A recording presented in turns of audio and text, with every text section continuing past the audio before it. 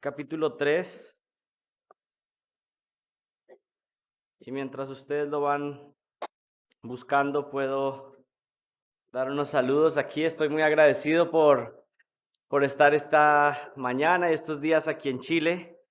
Realmente esta es la tercera vez que yo visito Chile, pero tiene algo muy particular y es que las anteriores veces había venido realmente como un incrédulo, pero ahora el Señor en su gracia me ha traído acá para proclamar su palabra después de varios años, así que tengo un cariño especial por este país.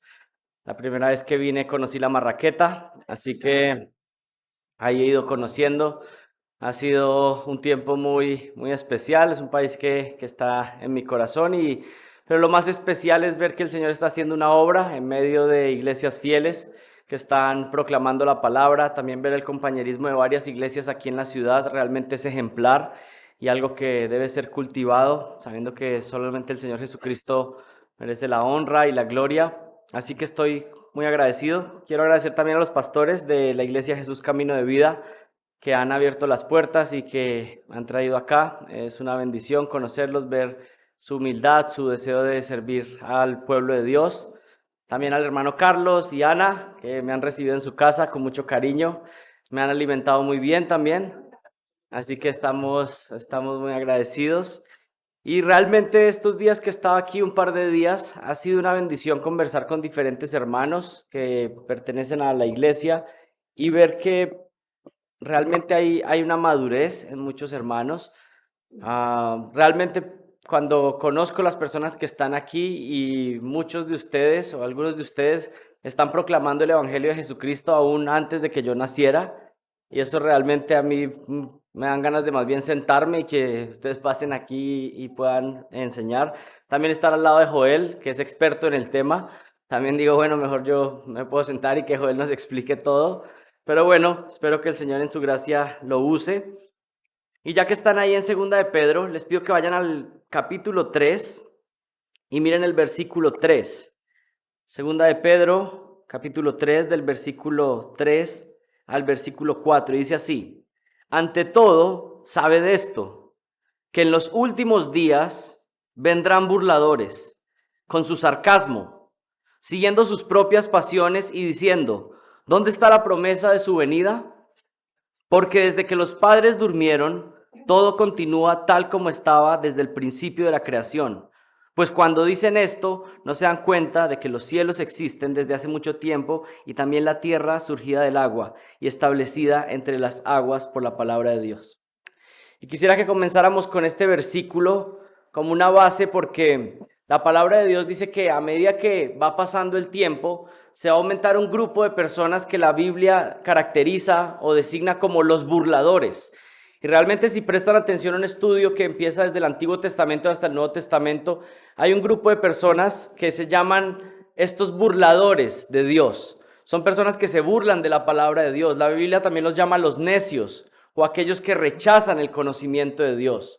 Son personas que escuchan el mensaje de parte de Dios, pero lo desprecian. Piensan que la sabiduría humana tal vez es más importante o más fuerte y desprecian el conocimiento de Dios. Pero particularmente este pasaje en 2 de Pedro nos está hablando de un grupo de burladores en particular que se burla de algo.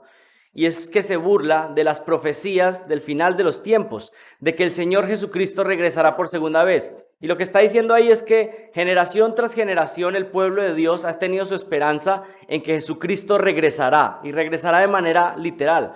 Pero hay personas que simplemente se burlan, se ríen y piensan que su segunda venida tal vez es un cuento de niños.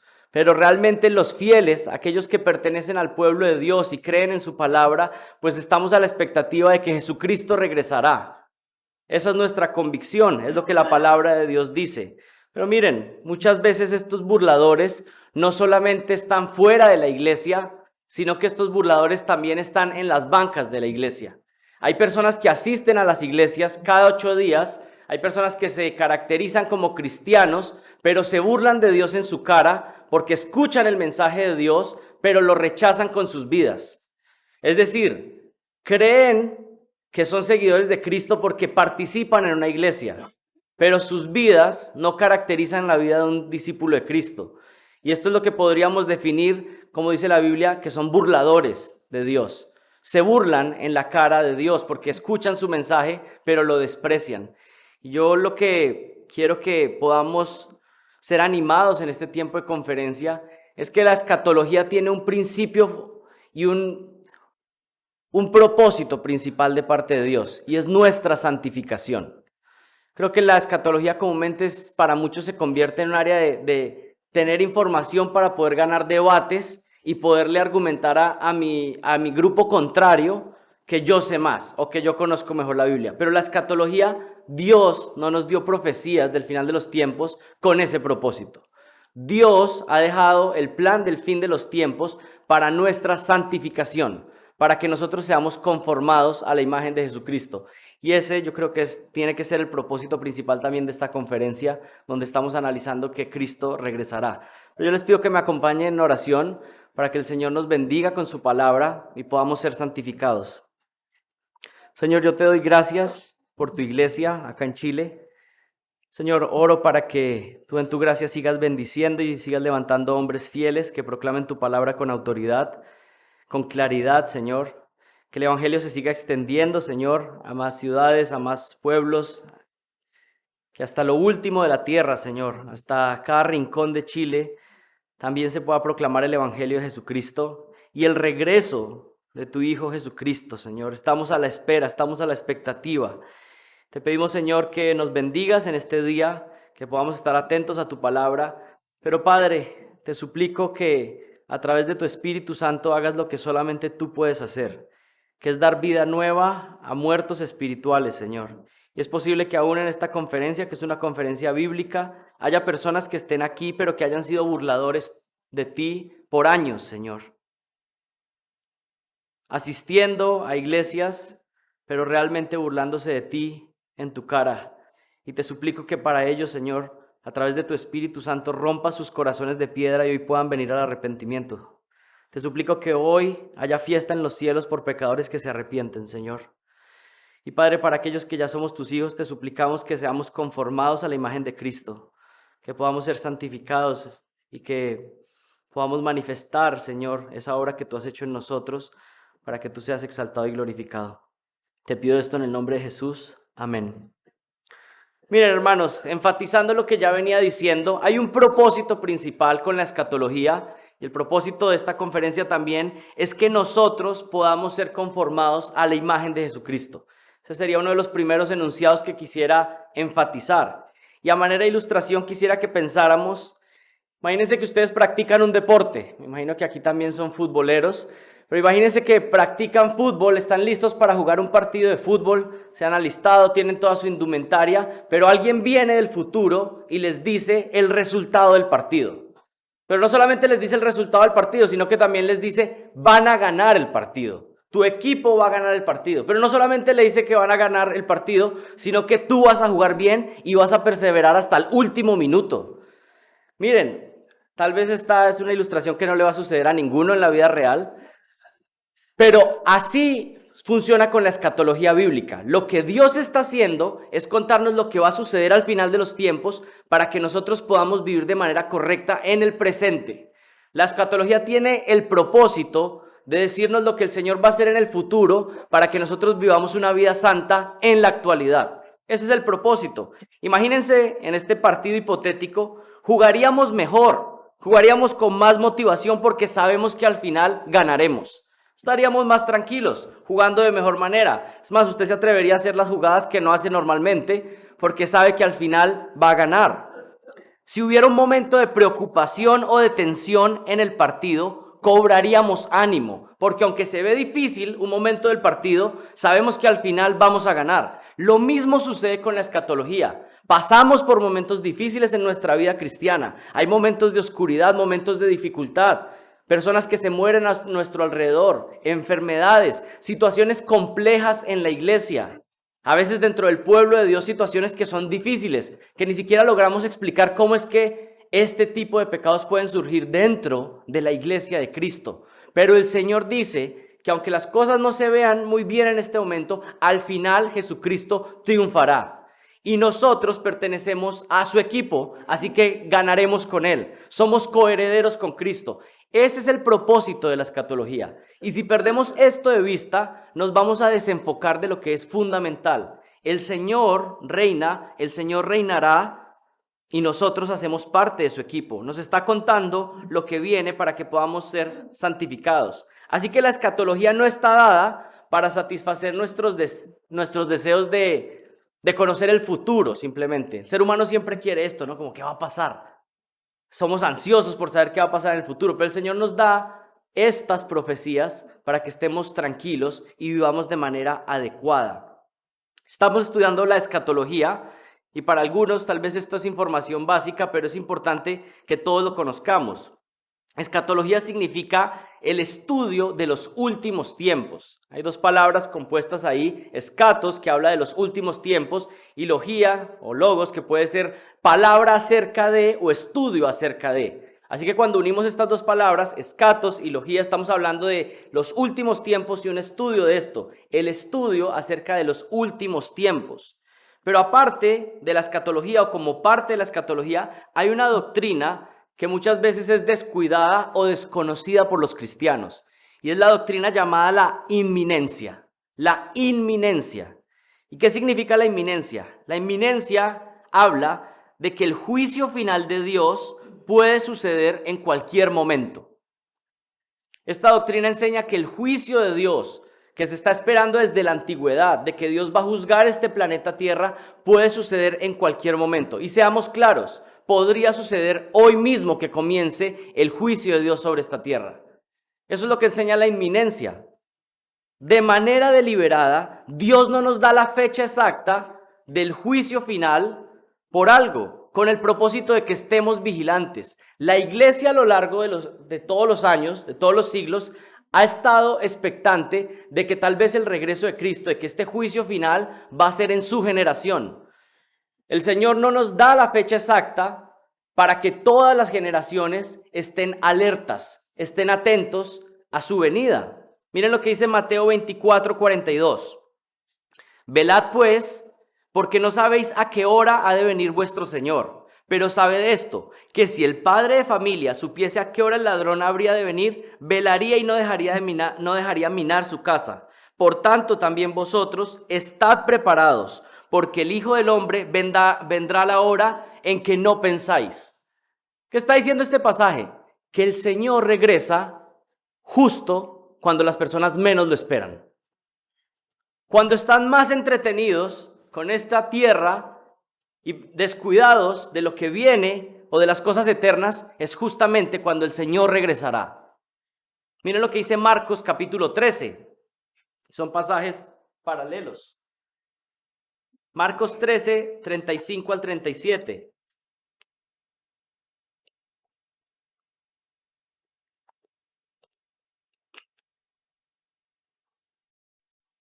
Velad pues, porque no sabéis cuándo vendrá el Señor de la casa, si al anochecer o a la medianoche, o al canto del gallo o a la mañana, para que cuando venga de repente no os halle durmiendo. Esto también aplica para la conferencia, ¿no? El Señor no los halle durmiendo. Y lo que a vosotros digo, a todos los digo, velad. Estar atentos, estar despiertos espiritualmente, es de lo que está hablando.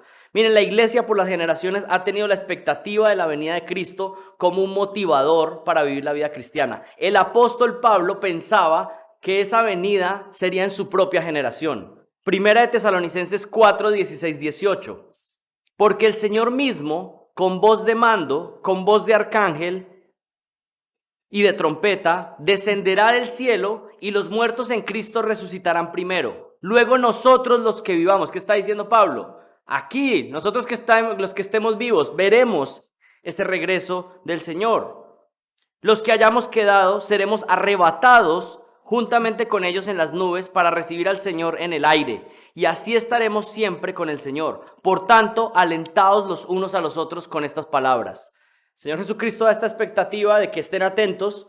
Luego Pablo piensa que en su propia generación va a ser, pero el pueblo de Dios ha creído esto por las generaciones. Miren lo que dijo Martín Lutero. Creo que todas las señales que han de preceder los últimos días ya han aparecido. No pensemos que la venida de Cristo está lejana. Miremos hacia arriba con la frente en alto. Esperemos la venida de nuestro Redentor con mente anhelante y alegre.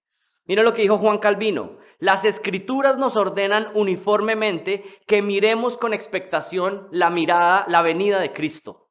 Estar atentos, estar expectantes. Miren lo que dijo John Knox. El Señor Jesús regresará y esto sucederá con prontitud. Esto será para reformar la faz de la tierra que nunca fue ni será hasta que aparezca ese Rey y Juez justo para la restauración de todas las cosas. Toda la iglesia ha estado expectante. En cualquier momento regresará. Pero miren, las personas restan importancia a la escatología.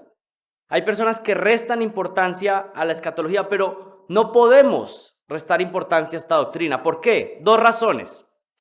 La razón número uno de por qué no podemos restar importancia a la escatología. Número uno, si Dios ha revelado algo en su palabra, entonces eso lo hace importante inmediatamente. Si Dios ha puesto profecía de los últimos tiempos, entonces yo no me puedo dar la libertad de decir, bueno, esto es irrelevante, esto es de un segundo orden, esto no es tan importante. Eso sería convertirme en un sentido uno de los burladores de Cristo. Él ha puesto algo en su palabra y yo simplemente digo, bueno, eso no es tan importante para mi vida. Si lo ha puesto en su palabra, es importante. Isaías 66:2 dice, declara el Señor, pero a este miraré, al que es humilde y contrito de espíritu y tiembla ante mi palabra. ¿Saben qué enfatiza la Biblia? Que aquellos que tiemblan ante la palabra de Dios, aquellos que ponen reverencia ante lo que Dios dice, a esos el Señor mira con atención, está cercano a ellos. Pero a los que desprecian su palabra, a los que son burladores de su palabra, dice que Dios los ve como orgullosos y los mira de lejos. La escatología cubre una gran cantidad de referencias bíblicas. El final de los tiempos es un tema abundante en la Escritura. Si no prestamos atención a estas secciones, entonces inmediatamente lo que estamos diciendo es que vamos a despreciar grandes porciones de la Biblia. Porque grandes porciones de la Biblia presentan la escatología, al final de los tiempos. Por ejemplo, les pongo algunas estadísticas. Hay por lo menos 1845 referencias explícitas al regreso de Cristo en la Biblia. 1845. 1527 en el Antiguo Testamento y 318 en el Nuevo Testamento. Si usted va a desconocer o alejarse de la escatología, lo que usted está diciendo es que va a tomar 1527 veces temas de la Escritura y simplemente los va a despreciar, no los va a mirar, va a pensar que no son importantes. La segunda venida se menciona en 23 de los 27 libros del Nuevo Testamento. Es un tema importante. El Nuevo Testamento tiene alrededor de 260 capítulos y allí se menciona la segunda venida de Cristo 318 veces. Miren, por cada mención de la primera venida de Cristo hay 8 menciones de la segunda venida. Este es un tema importante. La primera venida fue muy importante para nosotros. Conocemos bastante de la primera venida, pero la Biblia, por cada vez que se menciona esa primera venida de Cristo, menciona 8 veces algo de su segunda venida. Este es un tema relevante. Desconocer las Escrituras, desconocer la escatología, es realmente no darle el lugar que tiene en las Escrituras. Pero una segunda razón de por qué no podemos descuidar la escatología. El hecho de que la escatología sea un tema difícil de estudiar no es una excusa para ser ignorantes. Yo creo que lo que más nos aleja de la escatología es que sabemos que va a tocar trabajar, va a tocar estudiar, va a tocar poner versículos y tratar de entenderlos y decimos, bueno, eso está como complicado.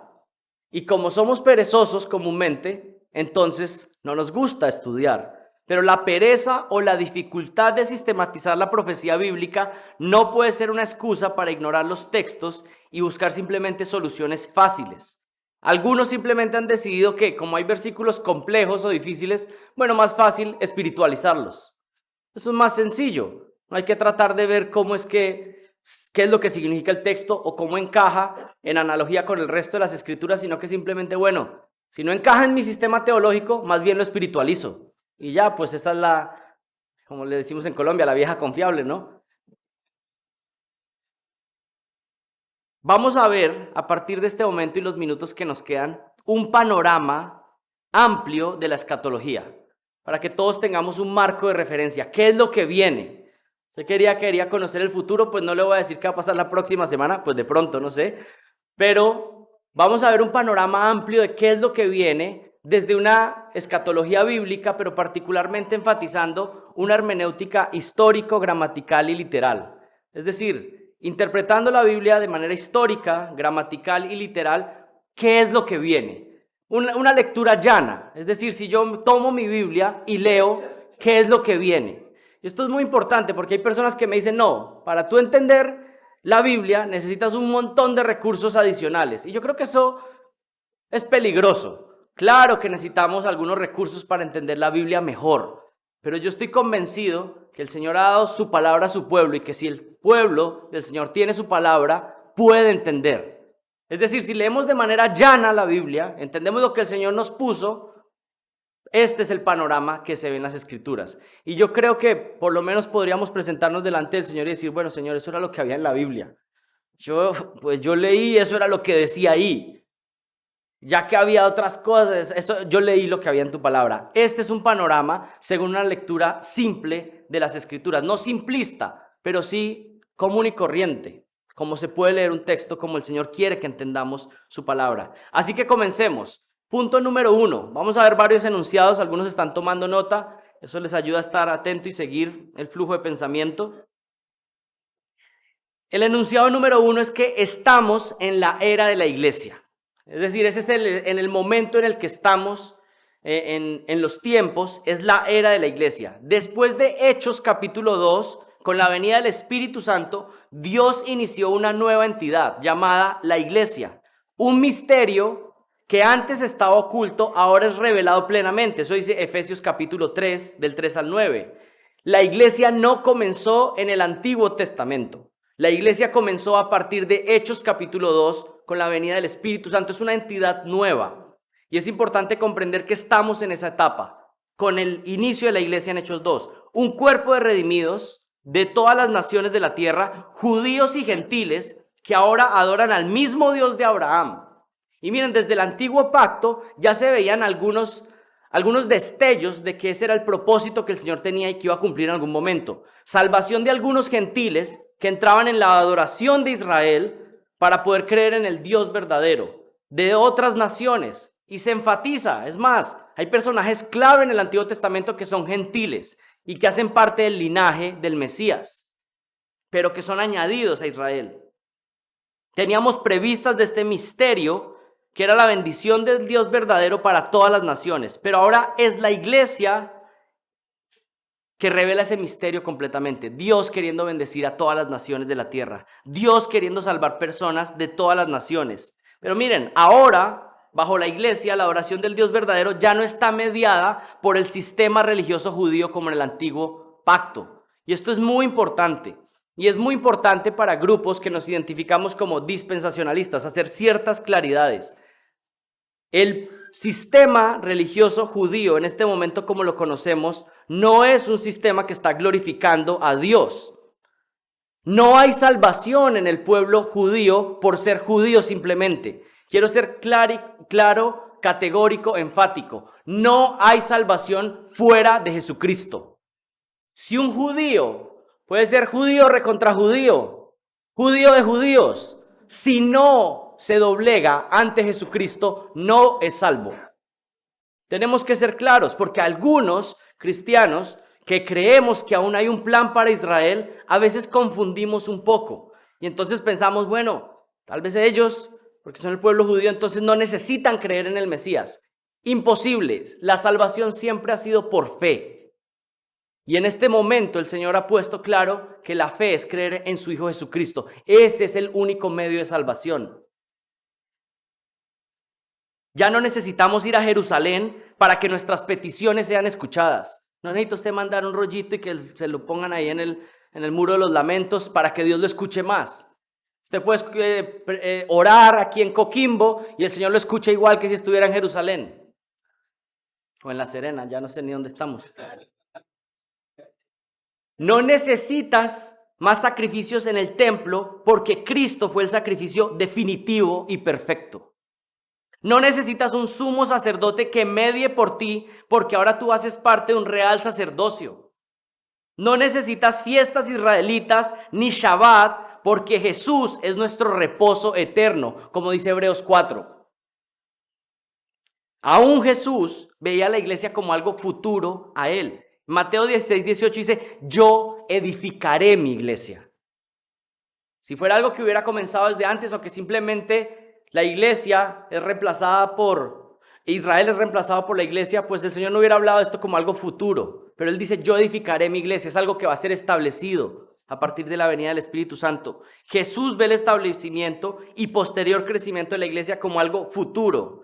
Y eso contradice la idea de que la iglesia estaba desde el Antiguo Testamento. La iglesia es el cuerpo representativo de creyentes verdaderos sobre esta tierra, proclamando el evangelio de salvación a todas las naciones. Estamos en este momento entonces en la era de la iglesia. Ese es el momento en el que estamos, desde Hechos capítulo 2 y hasta los siguientes acontecimientos. Enunciado número 2 o punto número 2. ¿Qué pasa entonces con Israel entonces en este momento? Israel, punto número 2. Israel entró en un periodo de disciplina final mientras la iglesia crece. Enunciado número 2. Israel entró en un periodo de disciplina final mientras la iglesia crece. Con el rechazo en la venida del Mesías prometido, ellos dieron evidencia de su completo rechazo a Dios. Al rechazar al Mesías están rechazando al Padre, a Dios que lo envió.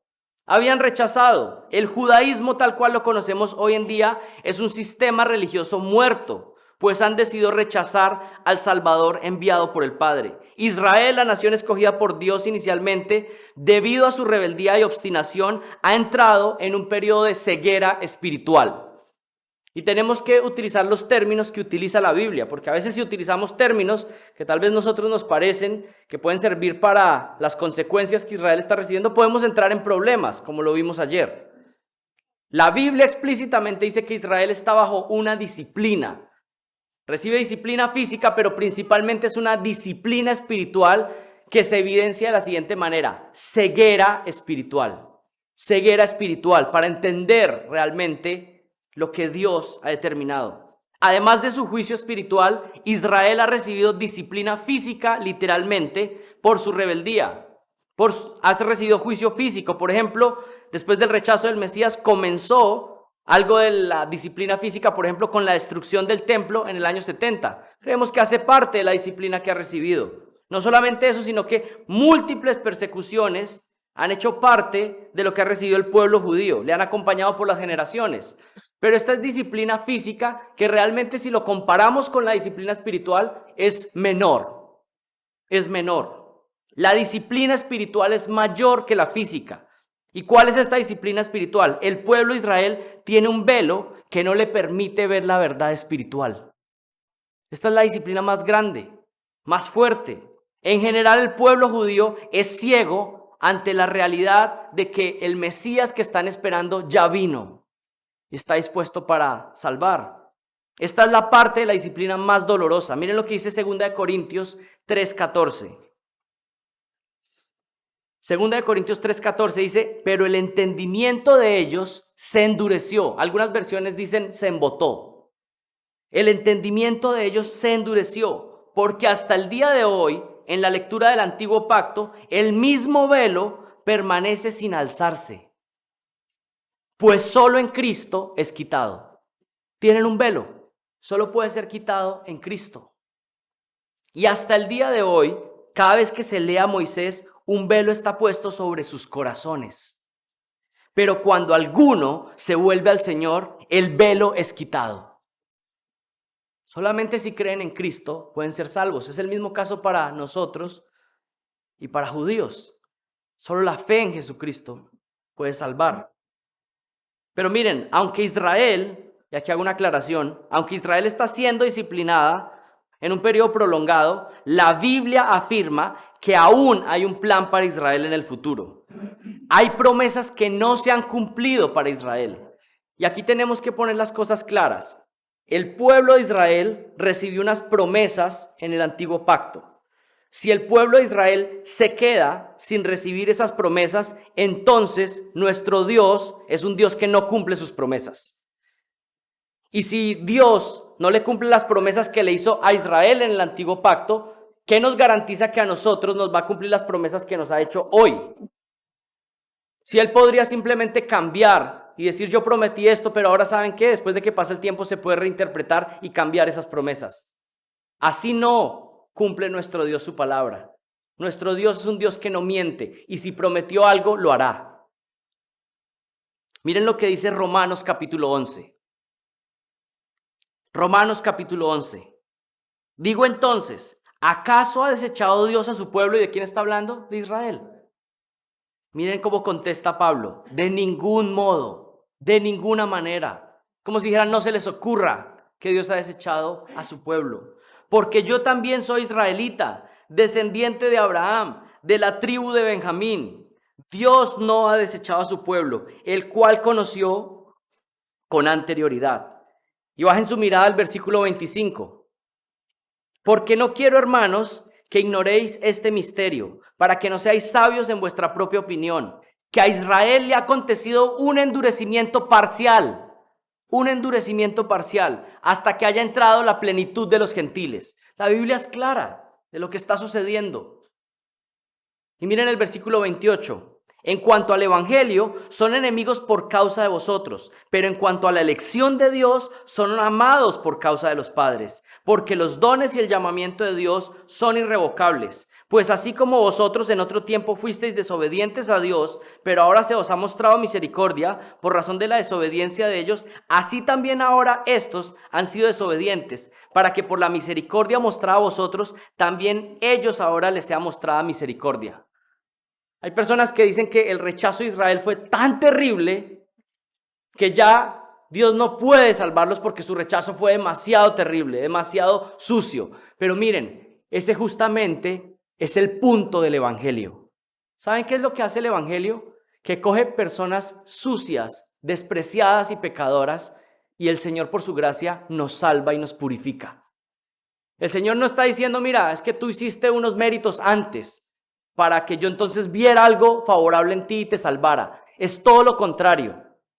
Cuando el pecador es más sucio, está más podrido en sus pecados y el Señor le muestra misericordia, la gracia y misericordia de Dios se resaltan aún más. ¿Y acaso eso no es lo que pasó con ustedes y lo que pasó conmigo? Que siendo aún pecadores, estando muertos en los delitos y pecados más sucios y más terribles, en nuestro egocentrismo, en nuestra altivez, el Señor dijo, ven que tú eres mío. Y nos salvó y nos purificó. Eso es lo que el Señor hace y es lo que va a hacer con su pueblo, que ha sido obstinado, que ha sido rebelde, que escupieron en la cara a su Mesías, pero Él va a mostrar gracia al final de los tiempos con ellos. Para que su gracia se resalte, para que se muestre que es un Dios que ama de pura gracia. ¿Saben qué es amar de pura gracia? Amar al que no lo merece. Y ese va a ser la cúspide del amor de Dios, mostrando, miren, ustedes han sido los más rebeldes y sin embargo yo les muestro toda mi gracia. Y eso no aplica solamente para Israel, aplica para cada uno de nosotros. Vas a llegar tú al cielo a decir, yo merecía estar aquí. No, todos vamos a llegar allá diciendo, yo no merecía estar acá, estoy aquí por pura gracia. ¿Por qué leemos todos estos pasajes paralelos? Porque la Biblia se interpreta a sí misma. Y para entender la profecía, necesitamos ir revisando qué dicen otros textos que están conectados. ¿Toma trabajo hacer esto? Sí, pero necesitamos hacerlo. Es nuestra responsabilidad. A medida que se acerca el final de los tiempos, Israel experimentará una disciplina poderosa y definitiva para finalmente llevarlos a ser restaurados. El remanente fiel de judíos que crea en ese momento será salvo. Ahí es cuando llega el punto donde todo Israel se hará salvo. ¿Cuál Israel? Pues el que se arrepienta completamente y vea que traspasaron a su Mesías y oren al Señor creyendo en Jesucristo. Todo ese Israel que se arrepienta será una muestra de la gracia de Dios. Mientras esta situación de disciplina va aumentando con Israel, el crecimiento de la iglesia seguirá avanzando hasta lo último de la tierra, como lo prometió Jesucristo, disfrutando también del nuevo pacto. Así que estamos entonces, haciendo un resumen, estamos en la era de la iglesia, en la etapa de la iglesia, pero mientras estamos en la etapa de la iglesia, Israel está en un periodo de disciplina física, pero principalmente espiritual, de ceguera espiritual. ¿Cuál es el siguiente escatológico, el siguiente evento escatológico que viene, que está por venir? Tercer punto. El siguiente evento escatológico es el rapto de la iglesia para ser protegida de la tribulación. Lo repito, el siguiente evento escatológico es el rapto de la iglesia para protegerla de la tribulación. La gran tribulación iniciará de un momento a otro mostrando la ira de Dios. Es inminente, pero justo antes de comenzar este juicio, Dios promete librar a la iglesia del día de la ira. Hay pasajes específicos que dicen esto, que la iglesia es librada del día de la ira. Antes de analizar el rapto, quisiera que analizáramos un poco un tiempo escatológico que en la Biblia se repite constantemente y tiene un nombre, que es el día de Jehová. Ustedes lo escuchan, lo leen en la Biblia, pero a veces pasamos por alto y decimos, bueno, el día de Jehová. Bueno, se repite múltiples veces, pero vamos a analizar un poco a qué se refiere esto de el día de Jehová. El día de Jehová es un juicio global, llamado también la tribulación. Es un juicio donde Dios vendrá a ejecutar una disciplina definitiva a Israel y a juzgar a las naciones rebeldes. Y miren, esto del juicio global, el día de Jehová, es algo que está aún en nuestra naturaleza, sabemos que viene. Aún los incrédulos se la pasan haciendo películas de que viene un día de juicio final. ¿Por qué? Porque naturalmente sabemos que seremos juzgados por Dios. Claro, usted no tiene que sacar su escatología de las películas, por favor, porque tenemos la Biblia, ¿cierto? Que algunos ven la película y dicen, no, pues aquí voy a complementarle un poquito a Tesalonicenses, porque está interesante. Pero lo que estoy queriendo enfatizar es que aún los incrédulos tienen una conciencia de que hay un juicio que viene. Ellos saben. El mundo entero sabe que viene este día de juicio final. Pero miren, para entender la profecía del Nuevo Testamento, necesitamos entender que la profecía del Nuevo Testamento está basada en el Antiguo Testamento. No se contradice, se complementan. ¿Cómo se le llama a este día de juicio? Número 1, día de Jehová. Día de Jehová. Isaías 2:12. Porque el día de Jehová de los ejércitos vendrá contra todo el que es soberbio y altivo, contra todo el que se ha ensalzado y será abatido. El día de Jehová de juicio viene contra todo el que es orgulloso. ¿Saben qué enfatiza la Biblia una y otra vez? Que el Señor a veces deja que personas se vayan elevando y elevando y elevando para ser derribados y que la caída sea más fuerte. Cuidado con el orgullo. Porque el día de Jehová viene en contra de los orgullosos, de los altivos. Isaías 13, del 6 al 9. Gemid, porque está cerca el día de Jehová, el día del Señor. Vendrá como destrucción del Todopoderoso. Por tanto, todas las manos se debilitarán. El corazón de todo hombre desfallecerá y se aterrarán. Dolores y angustias se apoderarán de ellos. Como mujer de parto se retorcerán. Se mirarán el uno al otro con asombro. Rostros en llamas serán sus rostros. He aquí el día del Señor viene, cruel, con furia y ardiente ira, para convertir en desolación la tierra y exterminar de ella a sus pecadores. Y miren, nuestro Dios es un Dios de amor, pero nuestro Dios también tiene ira en contra del pecador y va a ejecutar su ira. Y hay que tener cuidado porque a veces nos gusta adorar solamente un pedazo de Dios que hemos creado en nuestra mente. Pero nosotros necesitamos adorar al Dios completo. Un Dios que es un cordero manso, que va a la cruz, pero un Dios que también es un león, el león de Judá que viene a aplastar a sus enemigos al final. Y adorar a nuestro Dios completamente. Joel 1:15. No Joel sino el profeta aquí. Joel 1:15 dice, ay de ese día, porque está cerca el día del Señor y vendrá como destrucción del Todopoderoso. Joel 3:14, multitudes en el valle de la decisión, porque está cerca el día del Señor en el valle de la decisión. Miren, múltiples repeticiones en el Antiguo Testamento de que viene un día que se llama el día del Señor, el día de Jehová. Se está repitiendo una y otra vez. En el Nuevo Testamento también, Primera de Tesalonicenses 5:2, pues vosotros mismos sabéis perfectamente que el día del Señor vendrá así como un ladrón en la noche, en cualquier momento. Otro nombre para este día de juicio, el día de juicio y venganza. Día de juicio y venganza. Isaías 34:8, porque ese día de venganza del Señor será año de retribución para la causa de Sión Isaías 35:4, decid a los de corazón tímido, esforzaos, no temáis. He aquí vuestro Dios viene con venganza. La retribución vendrá de Dios mismo, mas Él os salvará. Este punto se enfatiza también en la Biblia para dar ánimo muchas veces, porque el pueblo de Dios va a recibir persecución, dolores. Va a haber personas que te están haciendo daño, que te han hecho daño en esta vida. Pero ¿sabes qué dice Dios? Tú no tomes venganza, tú no guardes rencor, porque Dios mismo vengará. Tú no necesitas, cuando alguien te haga daño a ti, tú puedes decir como, ojalá esa persona se arrepienta, porque si no se arrepiente lo que le viene es terrible.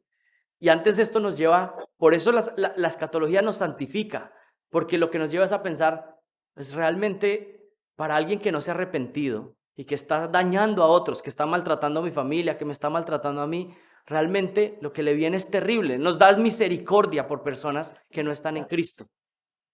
La escatología nos santifica.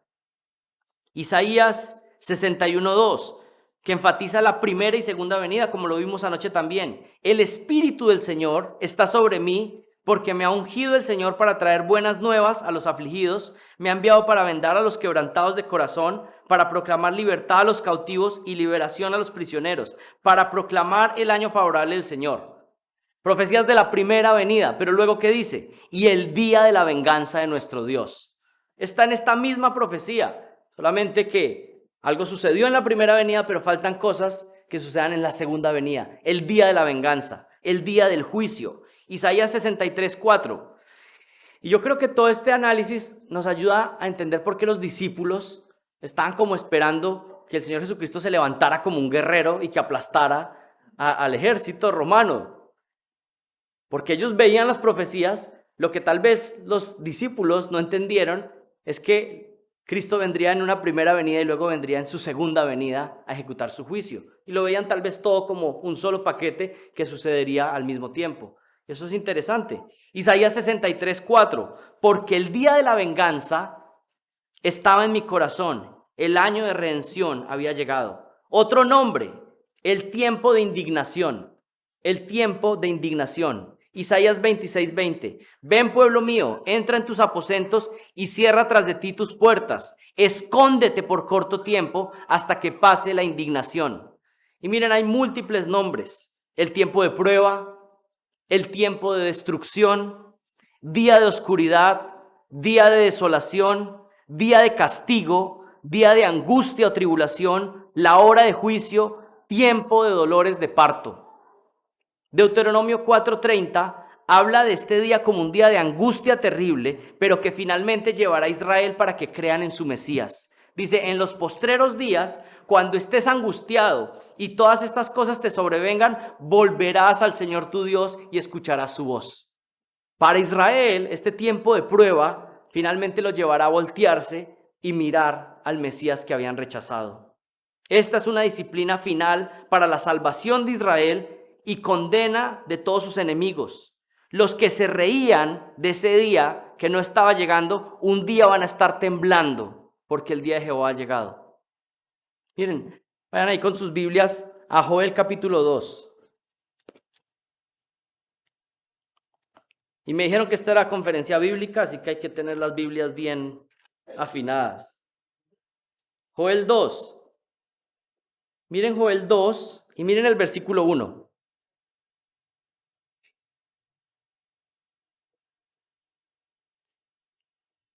Y cuando estamos buscando Joel y los profetas ahí menores, ahí es como, uno decía, no, yo tengo bien afinada mi escatología, ¿no?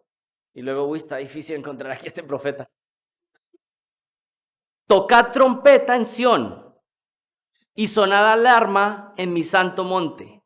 Tiemblen todos los habitantes de la tierra, porque viene el día del Señor, porque está cercano, día de tinieblas y de lobreguez, día nublado y de densa oscuridad. Bajen su mirada al versículo 11 en Joel 2. El Señor da su voz delante de su ejército, porque es inmenso su campamento, porque poderoso es el que ejecuta su palabra. Grande y terrible es en verdad el día del Señor. ¿Quién podrá soportarlo? Miren el versículo 12. A una hora, declara el Señor, volved a mí de todo corazón, con ayuno, con llanto, con lamento. Rasgad vuestro corazón y no vuestros vestidos. Volved ahora al Señor vuestro Dios, porque Él es compasivo y clemente, lento para la ira, abundante en misericordia y se arrepiente de infligir el mal. Ahora vayan más adelante a Sofonías,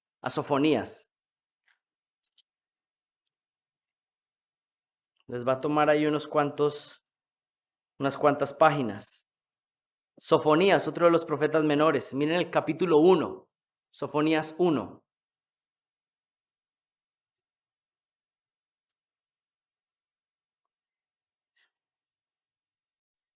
Y noten algo muy interesante aquí en Sofonías. Este día de juicio no es un día de juicio localizado en un pedazo de la tierra. Eso es muy importante. Sino que es un juicio global. Está sucediendo en el planeta Tierra. Miren lo que dice el versículo 2 en Sofonías 1. Eliminaré por completo todo de la faz de la tierra, declara el Señor. Eliminaré hombres y animales. Eliminaré las aves del cielo y los peces del mar. Haré tropezar a los impíos. Extirparé al hombre de la faz de la tierra, declara el Señor. Extenderé mi mano contra Judá y contra todos los habitantes de Jerusalén. Cortaré de este lugar el remanente de Baal y los nombres de los ministros idólatras junto con sus sacerdotes. Algunos están preocupados que esta tierra va a terminar de tal manera o de la otra. Miren, Sofonías nos dice cómo es que van a terminar las cosas. Miren el versículo 7. Calla delante del Señor, porque el día del Señor está cerca, porque el Señor ha preparado un sacrificio, ha consagrado a sus invitados, y sucederá que el día del sacrificio del Señor castigaré a los príncipes y a los hijos del rey. Vayan al versículo 14. Miren cómo termina describiendo este día de Jehová, este día de juicio final. Cercano está el gran día del Señor, cercano y muy próximo. El clamor del día del Señor es amargo. Allí gritará el guerrero. Día de ira aquel día, día de congoja y de angustia, día de destrucción y desolación, de tinieblas y lobreguez, día nublado y de densa oscuridad, día de trompeta y grito de guerras contra las ciudades fortificadas, contra los torreones de las esquinas. Traeré angustia sobre los hombres y andarán como ciegos, porque han pecado contra el Señor. Su sangre será derramada como polvo, su carne como estiércol. Ni su plata ni su oro podrán librarlos en el día de la ira del Señor. Por cuanto el fuego de su celo, toda la tierra será consumida, toda la tierra. Porque Él hará destrucción total y terrible de todos los habitantes de la tierra. Miren, leer estos versículos que hablan tan claramente del juicio del Señor nos permiten entender que hay un juicio que viene. Ha sido profetizado en el Antiguo Testamento y en el Nuevo Testamento. Pero esto tiene que cambiar la manera en que vivimos, porque esto es lo que van a experimentar nuestros familiares que no creen si el Señor regresa pronto.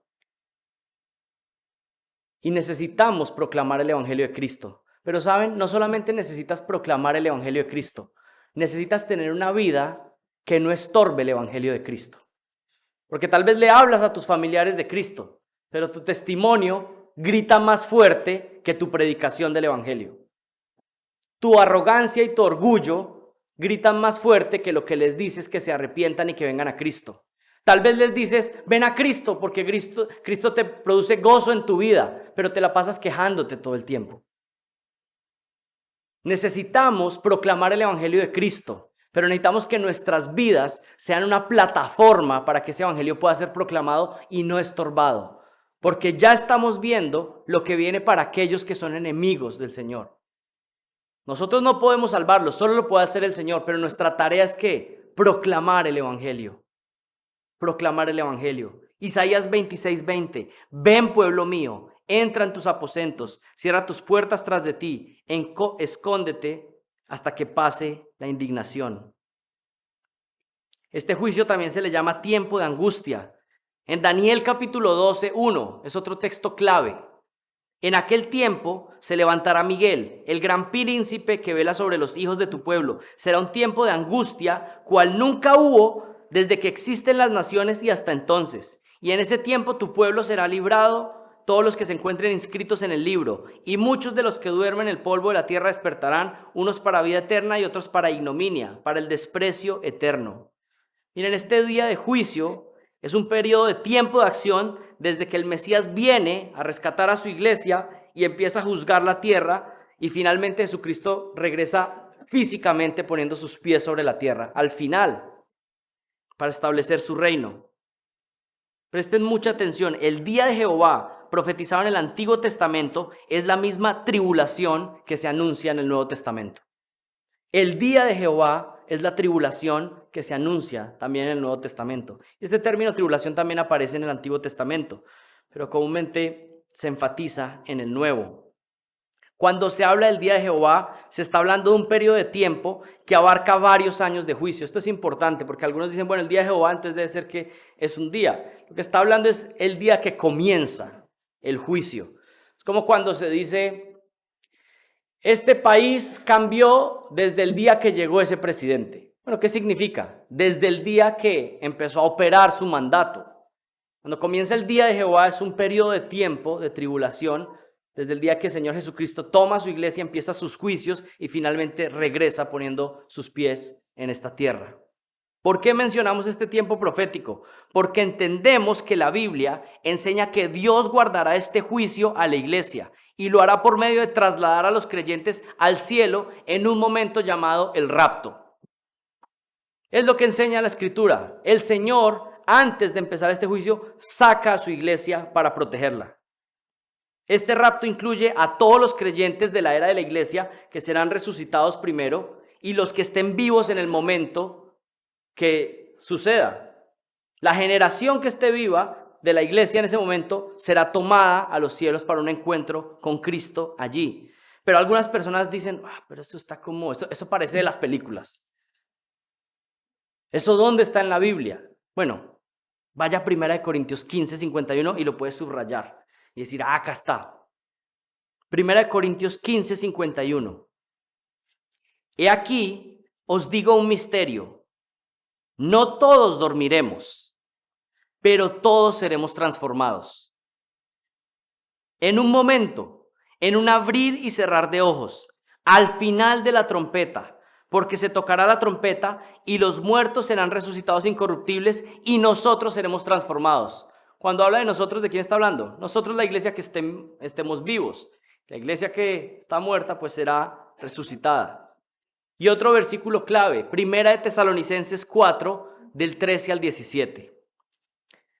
Pero no queremos, hermanos, que ignoréis acerca de los que duermen, para que no os entristezcáis como lo hacen los demás que no tienen esperanza.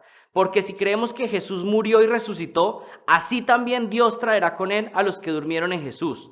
Por lo cual os decimos esto por la palabra del Señor, que nosotros, los que estemos vivos y permanezcamos hasta la venida del Señor, no precederemos a los que durmieron. Pues el Señor mismo descenderá del cielo con voz de mando, con voz de arcángel y con voz de trompeta de Dios, y los muertos en Cristo se levantarán primero. Miren, por este pasaje, esto es un paréntesis, es que yo llamo la venida de Cristo como todo ese periodo final. Desde que toma la iglesia, sus juicios y finalmente regresando físicamente. ¿Por qué? Porque aquí está diciendo que estamos esperando la venida de Cristo. Ese punto donde se toma la iglesia, el pueblo de Dios lo ha visto como su regreso para su ejecución final. Es todo este periodo de tiempo. Miren el versículo 17. Entonces nosotros, los que estemos vivos y que permanezcamos, seremos arrebatados, tomados, sacados, juntamente con ellos en las nubes, al encuentro del Señor en el aire. Y así estaremos con el Señor por siempre. Por tanto, confortados unos a otros con estas palabras. Esto es verdadero. Esto es lo que el Señor hará. ¿Le parece que es difícil? ¿Le parece que no sé eso cómo sucederá? Bueno, la Biblia no me dice si me parece difícil, si me parece complejo. Ahí dice eso y yo lo creo. Eso es lo que hace el pueblo de Dios. Cree a sus palabras. Como sucedió en tiempos de Noé. Que hay que hacer un arca, que viene un diluvio. ¿Y qué decía la gente? Está loco, eso no va a pasar nada. Bueno, los que creyeron entraron en el arca y fueron rescatados. Lo mismo sucede hoy en día. Los que crean serán salvados, serán rescatados. Pero algunos se preguntan razones por las cuales Dios saca a la iglesia de la tribulación. Miren, es la manera como Dios siempre ha actuado cuando va a ejecutar un juicio grupal amplio, nacional o global. Dos ejemplos, el que acabo de mencionar, Noé.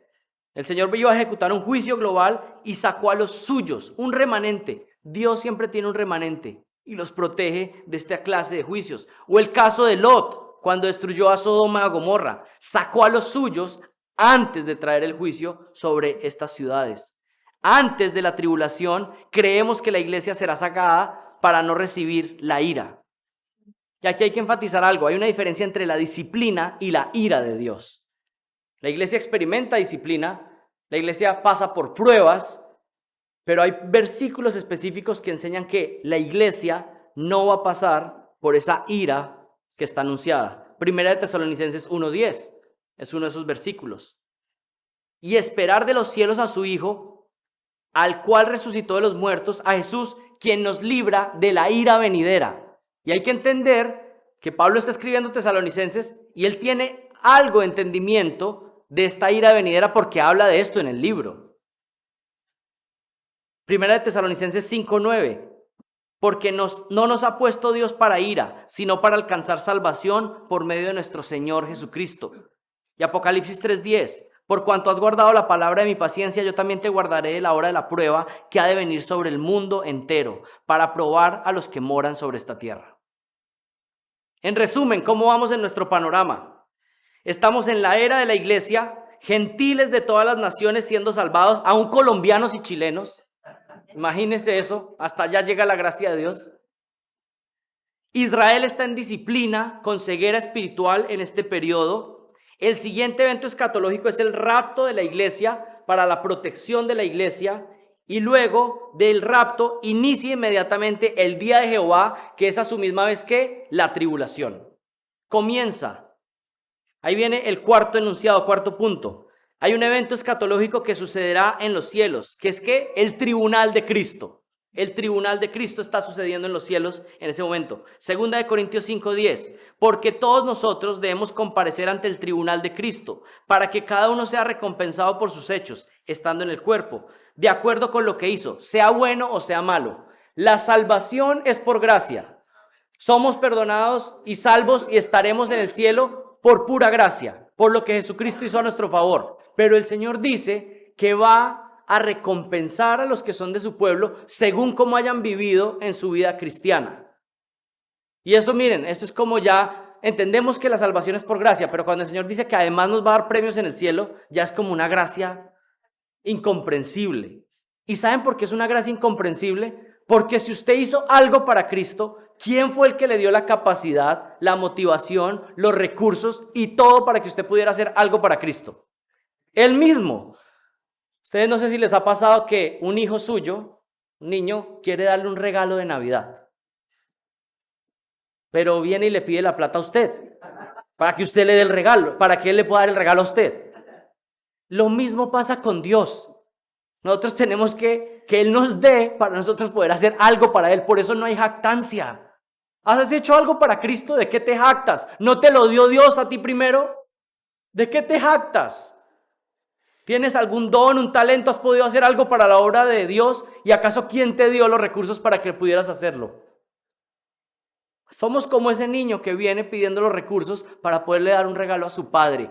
Todo es de gracia, de principio a fin, y toda la gloria por eso pertenece solo a Él. Pero es impresionante, Él dice que nos va a premiar, que somos coherederos con Cristo. Usted y yo merecíamos estar en el infierno y vamos a estar en la gloria siendo coherederos con Jesucristo. Eso es gracia. Eso es gracia. Siguiente evento escatológico, número 5. El siguiente evento escatológico en la tierra es el desarrollo de la tribulación. El tiempo de la tribulación es lo que hemos llamado día de Jehová, día de juicio, día de ira, día de indignación. Es un periodo de 7 años. Ya que la iglesia ha sido trasladada para no recibir la ira de Dios, entonces comienza un juicio sobre este planeta incrédulo. Un juicio definitivo sobre Israel, pero también sobre las naciones gentiles. Este periodo es anunciado desde el Antiguo Testamento, como lo hemos visto, y es reafirmado en el Nuevo Testamento. Pasajes claves que ya los hemos visto: Daniel 12, Mateo 24, Marcos 13, Apocalipsis del capítulo 6 al capítulo 18 es una descripción de esta tribulación, de este día de Jehová. Pero les leo Marcos 13, 14. Mas cuando veáis la abominación de la desolación, puesta donde no debe estar, el que lea que entienda, Entonces los que estén en Judea huyan a los montes, y el que esté en la azotea no baje ni entre para sacar nada de su casa, y el que esté en el campo no vuelva atrás para tomar su carpa. Pero ay de las que estén en cinta y de las que estén criando en aquellos días. Orad para que esto no suceda en el invierno, porque aquellos días serán de tribulación, tal como no ha acontecido desde el principio de la creación que hizo Dios hasta ahora, ni acontecerá jamás. Un evento tremendo, gigante, un juicio grandísimo. Miren, los hermanos amilenialistas enseñan que estas profecías de tribulación, por ejemplo lo que aparece en Marcos 13 o en Mateo 24, ellos dicen que esa tribulación sucedió ya, sucedió en el año 70. Pero hay muchos argumentos en contra de esa interpretación, pero hay un punto clave. Todos estos sucesos están hablando de una catástrofe global, no de algo localizado. Es más, el texto es claro, como nunca ha acontecido ni nunca acontecerá. Lo que pasó en el año 70 en Jerusalén ni siquiera podría compararse con otras guerras más grandes que han sucedido en este planeta. Y lo que está diciendo este texto es que esta tribulación, este día de Jehová, será como algo que nunca ha sucedido y nunca sucederá nada similar. Es algo global. Además, algo interesante, terremotos, rumores de guerras, luchas, siempre han sucedido a lo largo de la humanidad. Pero ¿saben cuál es la diferencia? Que aquí estarán sucediendo terremotos literalmente en todo el planeta Tierra. Siempre suceden en partes localizadas, pero aquí estamos hablando de señales globales, un juicio global. Siempre ha habido hambrunas en ciertos territorios, en momentos. Aquí estamos hablando de hambrunas globales. Es un juicio global. Esto no ha sucedido. La tribulación no ha sucedido. Está por venir. Está por venir. Número 6. En medio de la gran tribulación vendrá la restauración de Israel. En medio de la tribulación vendrá la restauración de Israel. Su pueblo Israel por fin reconocerá que ellos traspasaron a su Mesías y se lamentarán, como dice Zacarías 12:10. Usted quiere tener un buen entendimiento de los últimos tiempos, estudia a profundidad el libro de Zacarías. Miren lo que dice Zacarías 12:10. Y derramaré sobre la casa de David y sobre los moradores de Jerusalén espíritu de gracia y de oración. Y escuche esto, hablando a los judíos, miren lo que dice. Y mirarán a mí, a quien traspasaron, y llorarán como se llora por hijo unigénito, afligiéndose por él como quien se aflige por el primogénito.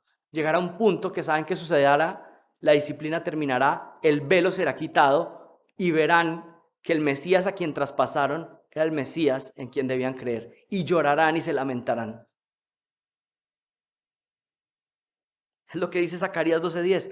Tiene que cumplirse su promesa. El Señor tiene que cumplir. Los judíos, cuando crean, proclamarán el evangelio de Jesucristo en medio de la tribulación. Y los que crean en el Mesías serán salvos. ¿Saben qué? Esto nos muestra algo del carácter de nuestro Dios. Estamos hablando de que ya está la ira, de que ya los incrédulos están siendo juzgados, está cayendo la ira, está cayendo disciplina sobre Israel. Pero aún en medio de eso, el Señor dice, más oportunidad. Más personas proclamando el evangelio y más personas salvándose. Eso nos muestra el carácter de nuestro Dios, que es grande en misericordia y lento para la ira. Aún en medio de esto está salvando y rescatando personas. El tiempo general de la tribulación dura 7 años y se divide en 2 partes. 3 años y medio como la tribulación y 3 años y medio como la gran tribulación. Daniel 9 del 24 al 27 para los que quieran revisar esto con detenimiento. Número 7, y ya estamos por aterrizar el avión. Algunos están como, algunos no sé si están en el espíritu o en la carne, no lo sé. 7, como la conclusión de la tribulación, Jesucristo regresa físicamente poniendo los pies sobre esta tierra. Yo creo que el día de Jehová y en general la segunda venida de Cristo hacen referencia a todo este plan final, que comienza con el rapto, pasando por la tribulación, para finalmente concluir con la llegada física de Cristo a la tierra. Miren lo que dice Zacarías 14, versículo 4. Sus pies se posarán aquel día en el monte de los olivos, que está enfrente a Jerusalén, al oriente, y el monte de los olivos se hendirá por el medio, de oriente a occidente. formando un enorme valle, y una mitad del monte se apartará hacia el norte y la otra mitad hacia el sur. ¿Qué está diciendo aquí? En la final llegada de Jesucristo, Él viene personalmente. Y será una venida tan gloriosa, tan poderosa, que todo ojo de aquel que esté vivo lo verá. ¿Saben cuál es el punto? No podemos ser engañados con la venida de Cristo. Algunas personas algunas veces pueden tener miedo. ¿Y cómo puedo saber? ¿Saben cuál es el punto? Que si hay dudas, entonces no ha sido su llegada. Porque dice que todo ojo sabrá. No va a haber forma de confusión. Por supuesto, esto va a aplicar para aquellos que están ahí en la tribulación. Pero es importante que proclamemos esto. Es importante que incrédulos escuchen este mensaje, porque van a poder recordar que se había advertido. En su primera venida vino como un cordero manso, pero en su segunda venida viene como un león listo para aplastar a sus enemigos. Así lo dice Apocalipsis capítulo 19. Miren el versículo 11. Y dice, y vi el cielo abierto, y aquí un caballo blanco, y el que lo montaba se llama Fiel y Verdadero, y con justicia juzga y hace la guerra. Sus ojos son una llama de fuego, y sobre su cabeza hay muchas diademas, y tiene un nombre escrito que nadie conoce sino él, y está vestido con un manto empapado de sangre, y su nombre es el Verbo de Dios. Algunas personas han interpretado que estas son las vestimentas del Mesías en su segunda venida y que están manchadas de sangre. Y algunos interpretan, bueno, tal vez es una representación de su sangre derramada en la cruz. Pero eso no es lo que significa. Miren el versículo 14. Y los ejércitos que están en los cielos, vestidos de lino fino, blanco y limpio, le seguían sobre caballos. Y de su boca sale una espada afilada para herir con ella a las naciones, y la regirá con vara de hierro. Él pisa el lagar del vino, del furor de la ira de Dios Todopoderoso. Hay una profecía en el Antiguo Testamento, en Isaías, donde se habla del guerrero, el Mesías guerrero, que aplasta a sus enemigos y la sangre salpica de tal manera que mancha todos sus vestidos de sangre. Y esto tal vez a usted le pueda parecer muy fuerte. Y tal vez usted dice, bueno, yo nunca había visto a Jesucristo de esa manera, pero ese es el Dios que adoramos. Es un cordero manso, que llega y limpia los pies de sus discípulos, es humilde, pero cuando va a ejecutar su juicio, va a aplastar a sus enemigos. Nadie se va a quedar burlándose de Dios por la eternidad. Y hay dos opciones, o estás con Él o eres su enemigo. Y en su manto y en el muslo tiene un nombre escrito que es Rey de Reyes y Señor de Señores. Siguiente evento escatológico. Jesucristo establecerá un reino milenial sobre esta tierra. Después de destruir a sus enemigos en su juicio poderoso, establecerá un reino milenial sobre esta tierra y gobernará con poder y sabiduría de mar a mar. Y presten mucha atención a ese término, de mar a mar, que lo vamos a ver más adelante, particularmente en el Salmo 72. Un reino intermedio, pues allí en este reino milenial van a suceder cosas que no están sucediendo actualmente, pero que tampoco pueden suceder en el cielo, pero están anunciadas en la Biblia. Entonces tienen que suceder en algún momento y creemos que suceden en este reino intermedio en el milenio. Durante estos 1000 años, Satanás será atado, como dice Apocalipsis 20, su influencia se detendrá por este tiempo y al final del milenio será desatado para una última rebelión final donde es derrotado definitivamente. Y el último evento escatológico, después del milenio, será el establecimiento de los nuevos cielos y la nueva tierra por la eternidad. Dios establecerá los nuevos cielos y la nueva tierra, una unión entre el universo físico y el universo espiritual, ya sin barreras divisorias, donde los creyentes de todas las edades estarán en gloria con Dios por la eternidad, y los incrédulos de todas las épocas serán lanzados al lago de fuego para destrucción eterna. Este es un panorama de lo que viene. Uno estaba pensando, bueno, esto ya casi se va a terminar, todavía faltan varias cosas. Aplicaciones finales. ¿Cómo podemos aplicar esto a nuestras vidas? Número 1, no podemos simplemente decir que porque es difícil la escatología, entonces podemos descartarla de nuestra vida. Ya hemos visto que tiene una capacidad santificadora. Yo espero que aún en esta última hora el Señor ya haya estado purificando, santificando nuestras vidas a través de su palabra. No podemos desecharla, no podemos decir que es un tema menor. Número 2, el punto principal de la escatología es recordarnos que Dios está al control. Y que aunque este mundo parece crecer en maldad, al final Dios gana. Usted está viendo su país irse a la bancarrota moral y en todos los sentidos. Así va todo este planeta Tierra, pero ¿saben qué? Nuestro Señor está al control, Él gobierna. No hay que estar angustiados, estar pensando que qué va a pasar y ahora cuál va a ser el presidente y el pueblo cristiano más angustiado. Usted está tranquilo porque su Dios está gobernando y usted está en manos de Él. No hay nada que preocuparse. Las cosas se van a poner peor. Las cosas se van a poner peor. Pero aquellos que están con Cristo, estamos protegidos, estamos guardados. Y lo peor que nos puede pasar, que muramos. Lo peor o lo mejor, que nos mandan más rápido para casa celestial. Así que tranquilos. No andes diciendo que eres cristiano, pero te la pasas súper angustiado. Aún tu salud se convirtió en tu ídolo. Tranquilos. El Señor está al control. El Señor está al control. Él es soberano. Tercero, eres creyente. Mejor que Jesucristo te encuentre velando espiritualmente cuando regrese. Y vamos a hablar de eso al final de este día. El Señor regresa y que nos encuentre en nuestro mejor estado espiritual. ¿O quisieras que te encontrara en medio de un pecado al cual estás aferrado? No queremos eso, queremos que nos encuentre diligentemente, que nos encuentre despiertos espiritualmente. No porque eso vaya a asegurar nuestra salvación o no, pero qué hermoso que Él regrese y que nos encuentre sirviendo, desgastando nuestras vidas para Cristo. Sería hermoso. Y finalmente, los enemigos de Dios la pasarán muy mal cuando el juicio sobre este mundo llegue. Y si tú eres uno de esos que eres un enemigo de Dios, y puedes saber si eres un enemigo de Dios, si has estado tal vez en la iglesia por muchos años. Y creo que si estás aquí en una conferencia esta es porque tal vez asistes a la iglesia. Pero mi pregunta es, ¿tú te has arrepentido realmente? ¿Tú tienes una relación con Jesucristo? La pregunta es sencilla, como la que le hizo Jesús a Pedro. ¿Tú amas a Cristo?